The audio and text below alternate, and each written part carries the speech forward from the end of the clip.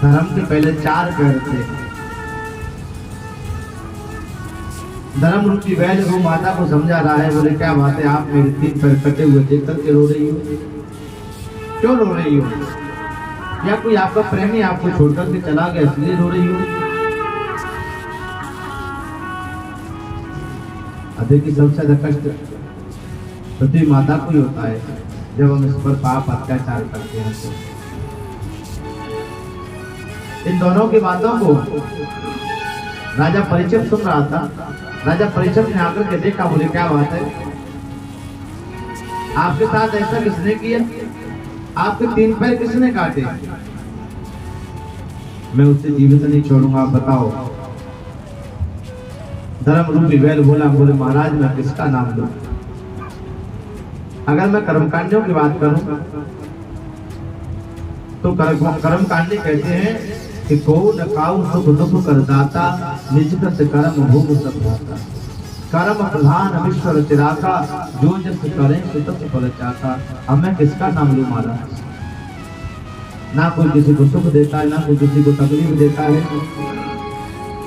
ये सब व्यक्ति जो भोगते हैं अपने अपने कर्मों का ही भोगते हैं, तो मैं किसका नाम लूं?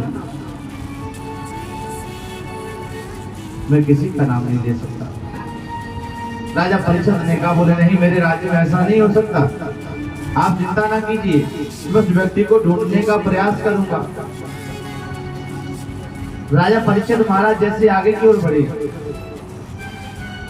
तो आगे महाराज काला काला शरीर, विशाल शरीर महाराज, और नग्न तलवार लेकर के हाथ में खड़ा हुआ है। राजा ने पूछा, बोले आप कौन है? बोले मैं कली हूं। तो बोले आप बैल के पैर को क्यों काटना चाहते हैं? आपको मेरे राज्य में ऐसा कार्य करने का अधिकार किसने दिया? मैं यहाँ का राजा हूं। कली ने देखा महाराज ये राजा हैं, ये मुझे दंडित करेंगे, तो कली पहले से महाराज उनके चरणों में गिर पड़ा। राजा परीक्षित को अपने बाबाओं की बात याद आ गई कि शरण में शत्रु भी आ जाए उसे क्षमा कर देना। राजा ने उसे क्षमा कर दिया, लेकिन आपको मेरे राज्य में रहने का अधिकार नहीं, आप नहीं रह सकते। तो बोले महाराज आप मुझे कोई ऐसी जगह बता दें जहां मैं शांति से रह सकूं, आप बताएं। राजा परीक्षित ने कहा, धूत पानम स्त्री सूनम यत्र धर्म चतुर्विधम। देखिए जुए में आपका वास है, तो देखिए जुआ बिना कपट के नहीं होता। अगर सत्यता से कोई जुआ को जीतना चाहे तो दुष्ट भी नहीं जीत सकते, इसलिए जुआ में कली का वास है, और पर स्त्री गमन में कली का वास है।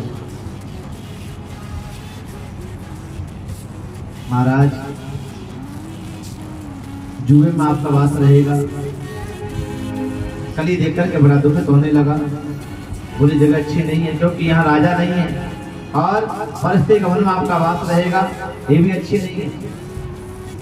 जो झूठ बोलते महाराज, उनके यहाँ कली का वास रहता है, और मदिरा पान करने वालों के यहाँ कली का वास रहता है।